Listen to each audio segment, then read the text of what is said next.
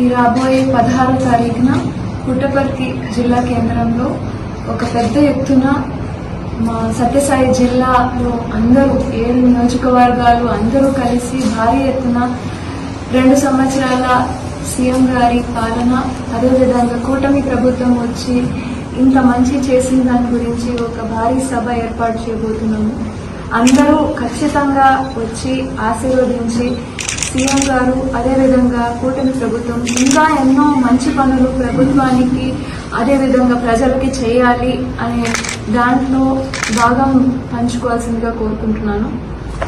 గత 5 సంవత్సరాలు 2019 నుంచి 24 వరకు ఆంధ్రప్రదేశ్ ఒక చీకటి, ఒక స్టోన్ ఏజ్, ఒక యుగాన్ని చూసింది అని మనం చెప్పుకోవచ్చు.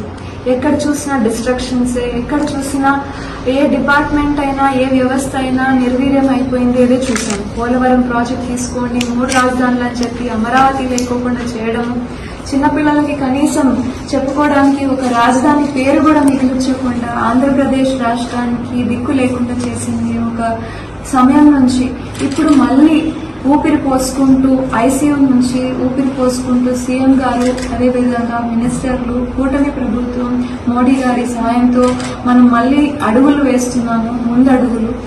ఈ 24 నెలల్లో దాదాపు 23 లక్షల కోట్ల పెట్టుబడులు మన ఆంధ్రప్రదేశ్ రాష్ట్రానికి వచ్చింది అంటే అది కేవలం ఒక విజనరీ లీడర్ మన చంద్రబాబు నాయుడు గారికి, అదేవిధంగా నారా లోకేష్ గారు ఆయన చేస్తుండే కష్టానికి మనకి ఒక లైవ్ ఎగ్జాంపుల్ అని చెప్పుకోవచ్చు.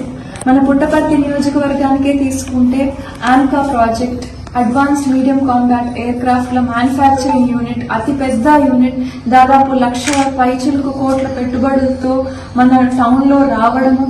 అంతేకాకుండా ఒక solar project, Reliance solar project అమ్మడుగురికి రావడం. ఇలా ఏ నియోజకవర్గం తీసుకున్నా కొత్త ప్రాజెక్టులు, కొత్త అభివృద్ధి కార్యక్రమాలతో ముందుకొచ్చిన ఏకైక ప్రభుత్వం ఏదన్నా ఉంది అంటే మన చంద్రన్న ప్రభుత్వం అని గర్వంగా చెప్పుకోవచ్చు. ఇంకా సంక్షేమ కార్యక్రమాలలో కూడా ఏమాత్రం మనం వెనకడుగు వేయలేదు. ఎలక్షన్ మేనిఫెస్టోలో ఏవైతే చెప్పారో పెన్షన్లు తీసుకోండి, 3,000 నుంచి 4,000 పెంచడము, తల్లికి వందనం పథకం తీసుకోండి, ప్రతి బిడ్డకి చదువుకోవడానికి ఒక అవకాశం కల్పిస్తుంది.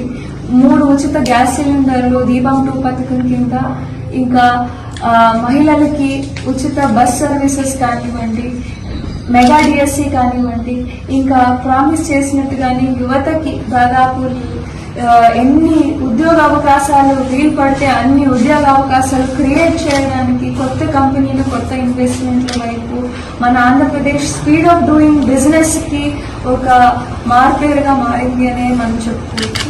సో ఖచ్చితంగా అందరూ వచ్చి ఆశీర్వదించాల్సిందిగా కోరుతున్నాం. Thank you.